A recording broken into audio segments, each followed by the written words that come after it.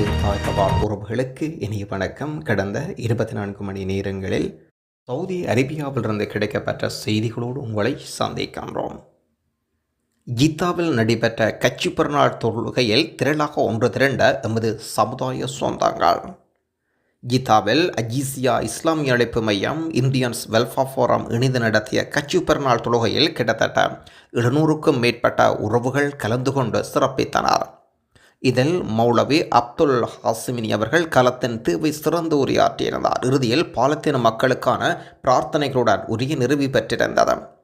தமிழிலும் குத்பா உரையாற்றியிருந்தார். நகரத்தை விட்டு 30 நிமிடம் தூரம் இருந்தும் தொழுகை ஆரம்பிப்பதற்கு அரை மணி நேரத்துக்கு முன்பே பெரும் திரளில் மக்கள் கூடி தக்வீர் சொல்லியதும், தொழுகை முடிந்து ஒருவருக்கொருவர் பெருநாள் வாழ்த்து கூறி இனிப்புகள் பரிமாறிக்கொண்டதும், தாயக பெருநாளை நினைவுறுத்தியதும் புகழ் அனைத்தும் இறைவனுக்கே. தகவல் இந்தியன் வெல்ஃபேர் ஃபோரம், ஜித்தா மேற்கு மண்டலம். வளைகுடா நாடுகளில் எமது தொழிலாளர்களை சுரண்ட உதவும் கபாலா. வளைகுடா நாடுகளில் விபத்துக்கள் ஏற்படும் போது தொழிலாளர்கள் நிலைமைகள் அடிக்கடி செய்திகளில் அடிபடுகின்றன. ஆனால் மோசமான வாழ்க்கை சூழலில் போதிலும் கூட எமது தொழிலாளர்கள் ஏன் வளைகுடா நாடுகளுக்கு வேலைக்கு செல்கின்றார்கள்? வளைகுடா நாடுகளில் நிலவும் கபாலா முறை என்பது என்ன? அதில் தொழிலாளர்கள் சுரண்டப்படுவதாக சர்ச்சை எழுவது ஏன்? ஜிசிசி நாடுகள் என்று எடுத்துக்கொண்டால் சவுதி அரேபியா, ஐக்கிய அரபு அமீரகம், ஓமான், பஹ்ரைன், கட்டார், குவைத் ஆகிய 6 நாடுகள் உள்ளடக்கம். இந்த குழு 1981ஆம் ஆண்டு நிறுவப்பட்டது. இந்தியர்கள் மட்டுமன்றி தெற்காசியாவிலிருந்து ஏராளமானோர் இந்த ஜிசிசி நாடுகளுக்கு வேலைக்காக இடம்பெயர்க்கின்றனர். இந்த ஜிசிசி நாடுகளில் 1,70 லட்சத்துக்கும் அதிகமான தெற்காசிய குடிமக்கள் இருக்கின்றனர் என்று ஐக்கிய நாடுகள் தரவுகள் கூட சொல்லப்படுகின்றன. சில ஆண்டுகளாக இந்தியாவிலிருந்து வளைகுடா நாடுகளுக்கு வேலைக்காக பணியாளர்கள் செல்வது குறைந்திருக்கின்றது. கட்டுமானத் துறையில் உத்தரப்பிரதேசம், பீகார், ராஜஸ்தான், தமிழ்நாடு ஆகிய மாநிலங்களைச் சேர்ந்த தொழிலாளர்கள் அதிக எண்ணிக்கையில் இருப்பது உறுதியாக இருக்கிறது. மத்திய கிழக்கு மற்றும் வட ஆப்பிரிக்கா பகுதிகளுக்கு சுகாதாரத்துறையில் வேலைக்காக இடம்பெயர்பவர்களில் கேரளாவைச் சேர்ந்தவர்கள் அதிகம் என்று புள்ளி விவரங்கள் சொல்கின்றன. கட்டுமானம், சுகாதாரம், உற்பத்தி, போக்குவரத்து, விருந்தோம்பல் சேவை துறைகளில் வேலைக்காக மக்கள் ஜிசிசி நாடுகளுக்கு இடம்பெயர்கின்றனர். ஜிசிசி நாடுகளில் குடியுரிமை பெறுவது நீண்டகால வசிப்பு ஒரு முன் நிபந்தனையாகும். இந்த காலம் 20 தொடக்கம் 25 ஆண்டுகளாகும்.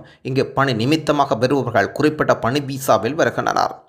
பெரும்பாலும் இந்த புலம்பெயர் தொழிலாளர்கள் ஜிசிசி நாடுகளில் நடைமுறையில் இருக்கும் கபாலா முறைப்படி பணியமர்த்தப்படுகின்றனர். இதில் புலம்பெயர் தொழிலாளி வீசா, பயணம், தங்குமிடம், உணவுக்கான செலவுகளை ஸ்பான்சர் ஏற்கின்றார். இவர்தான் புலம்பெயரும் தொழிலாளிக்கு ஸ்பான்சர் ஆகின்றார். இருவருக்கிடையில் ஒப்பந்தம் இருக்கும். ஆனால் இந்த கபாலா முறையினால் புலம்பெயர் தொழிலாளர்கள் சுரண்டப்படுவதாக பல ஆண்டுகள் எதிர்ப்புகள் இருக்கிறது. இந்த முறையின் கீழ் ஒப்பந்த தொழிலாளர்கள் பாஸ்போர்ட், பிற முக்கிய ஆவணங்கள் பெரும்பாலும் ஸ்பான்சரின் கையில் இருக்கும். இந்த தொழிலாளர்கள் தங்கள் விருப்பப்படி இந்தியாவுக்கோ அல்லது விரும்பிய தாயகத்துக்கோ திரும்ப வேலையை மாற்றவோ முடியாது. இந்த தொழிலாளர்கள் குறைந்த ஊதியத்தில் பல மணி நேரம் வேலை செய்ய வேண்டியிருக்கின்றனர். அவர்களுக்கான வசதியான தங்குமிடம் கொடுக்கப்படுவதில்லை. ஆகவே ஜிசிசி நாடுகளில் இந்த கபாலா முறை பரவலாக இருப்பதுடன் கூடவே இது யோர்தான் மற்றும் லெபனானிலும் நடைமுறையில் இருக்கிறது. கபாலா முறையை ஒழிக்கப் போவதாக 2020ஆம் ஆண்டு தொடக்கத்தில் கத்தார் கூறியது. ஆனால் இது வெளிநாட்டு தொழிலாளர்களை வேலையை மாற்ற அல்லது நாட்டை விட்டு வெளியேற முடியும். இருப்பினும் 2022ஆம் ஆண்டு கட்டாரில் நடைபெற்ற FIFA உலகக்கோப்பை கால்பந்து தொடருக்கு ஸ்டேடியம் கட்டுமான பணியில் ஈடுபட்டிருந்த தொழிலாளர்கள் நடத்தப்படும் வீதம், அவர்களின் வாழ்க்கை நிலைமை குறித்தும் பல அறிக்கைகள் அந்த நேரத்தில் வெளியாகியிருந்த விடயமும் குறிப்பிடத்தக்கது. ஆங்கிலேயர் ஆட்சி காலத்தின் பிறகே வளைகுடா நாடுகளுக்காக வேலைக்காக மக்கள் இடம்பெயர்ந்துள்ளனர். 1970இல் தொடங்கி ஜிசிசி நாடுகளுக்கு இந்தியர்கள், இலங்கையர்கள் இடம்பெயர்வது உலகளாவிய புலம்பெயர்வு வரலாற்று ஒரு முக்கிய பகுதியாக இருக்கிறது. ஆரம்ப காலத்தில் வளைகுடா நாடுகளில் வேலைக்கு செல்பவர்களின் எண்ணிக்கை குறைவாகவே இருந்தது. கபாலா முறை என்பது ஒரு சுரண்டல் தான் என்றாலும் சுரண்டல் இல்லாமல் எங்கும் பிழைக்க முடியாது. அப்படி இருந்தால் எதற்காக அங்கு இருக்கப் போகின்றார்கள்? இது ஒரு அடிப்படையில் லாபம் இருக்கின்ற அடிப்படையில் தொழிலாற்றி வருகின்றார்கள் எமது தொழிலாளர்கள். ஒருவர் தமாமில் இருப்பதாகவும் தனக்கு டிரைவர் வேலை தேவை என்றும் தாம் கபாலா மாற்றிக்கொள்ள தயார் நிலையில் இருப்பதாகவும் அறிவித்திருக்கின்றார். ஏதும் வேலை இருந்தால் அவரை தொடர்பு கொள்ளுங்கள். டிரைவர் வேலை. தொடர்பிலக்கம் 05 34 05 78 44.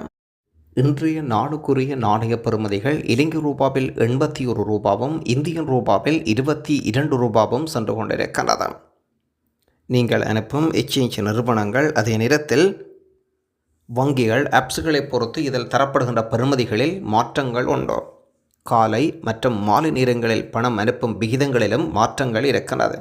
அநேக நண்பர்கள் மாலையில் பணம் அனுப்பிக் கொள்ளுங்கள், பெரும்பாலும் பெறுமதி கூடவாக இருக்கும். சவுதி அரேபியாவின் வேலையின்மை விகிதம் வரலாறு காணாத அளவு குறைந்திருக்கிறது. சவுதி அரேபியாவில் வேலையின்மை விகிதம் வரலாறு காணாத அளவுக்கு குறைந்திருப்பதாக சர்வதேச நாணயம் அறிவிக்கிறது. சவுதி அரேபியாவின் பணவீக்கம் கட்டுக்குள் இருப்பதாகவும் அறிய முடிகிறது. சர்வதேச நாணயம் 2025 ஆண்டுக்கான சவுதி அரேபியா பொருளாதார வளர்ச்சி கணிப்புகளை அறிவித்திருக்கின்றனர். அதன் அடிப்படையில் இந்த புள்ளி விவரங்கள் சொல்லப்படுகிறது. கட்ச் பருவத்தில் விசிட் விசா வைத்திருப்பவர்கள் மக்காவிலிருந்து திருப்பி அனுப்பப்பட்டனர். சவுதி அரேபியாவின் பாதுகாப்பு செய்தி தொடர்பாளர் இஸ்லாமிய சரிய சட்டத்தின் நோக்கங்களுடன் ஒத்துப்போவதாக புனித தலங்களை பயன்படுத்த அனுமதிக்க முடியாது என்றும் தெரிவிக்கின்றார். கிராண்ட் மசூதியிலிருந்து மினா வரை போக்குவரத்து நிறைவு செய்தல் உட்பட புனித தலங்களுக்கான பயணிகளை கொண்டு செல்லும் திட்டத்தின் முதல் கட்டத்தை வெற்றிகரமாக செயல்படுத்தி இருப்பதாக அறிவித்துள்ளார். ஏப்ரல் 19 வெள்ளிக்கிழமை வரை குடியிருப்பு வேலை எல்லை பாதுகாப்பு விதிமுறைகள் மீறிய 6135 பேரை மக்கா நகர காவல்துறையினர் கைது செய்தனர். இதன் விளைவாக 160 போலியான பிரச்சாரங்கள் பறிமுதல் செய்யப்பட்டதாகவும் 1,35,098 வாகனங்கள் திருப்பி அனுப்பப்பட்டன.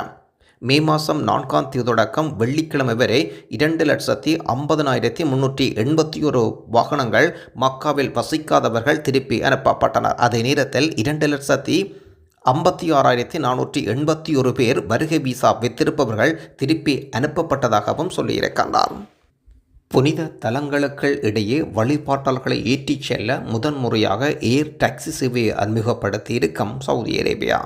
சவுதி அரேபியாவின் ஹஜ் என்ற புனித பயணம் மேற்கொள்ளும் நபர்களுக்கு பல்வேறு வசதிகளை சவுதி அரேபியா மேற்கொண்டு வருகிறது. குறிப்பாக தற்பொழுது நிலவும் வெயிலின் தாக்கத்தை தணிக்க முக்கிய பகுதிகளில் ஆங்காங்கே நீர்தளிக்கும் உபகரணங்கள், நிழல் குடைகள், வழிபாட்டர்கள் தங்களின் ஹஜ் கடமைகளை சிரமமின்றி நிறைவேற்ற பல வசதிகளை வழங்கி வருகின்றனர். அவற்றில் புதிய உலகின் முதல் முறையாக புனித பயணம் மேற்கொள்ளும் வழிபாட்டர்களை புனித தலங்களுக்கு இடையில் ஏற்றிச் செல்லும் டிரைவர் இல்லாத ஏர் டாக்ஸி சோதனை அறிமுகம் செய்யப்பட்டது. சவுதியின் போக்குவரத்து மற்றும் லாஜிஸ்டிக்கல் சேவை அமைச்சரும் சவுதியின் சிவில் விமான போக்குவரத்து பொது ஆணையகத்தின் இயக்குனர் இதை உத்தியோகபூர்வமாக தொடங்கி வைத்திருக்கின்றார்.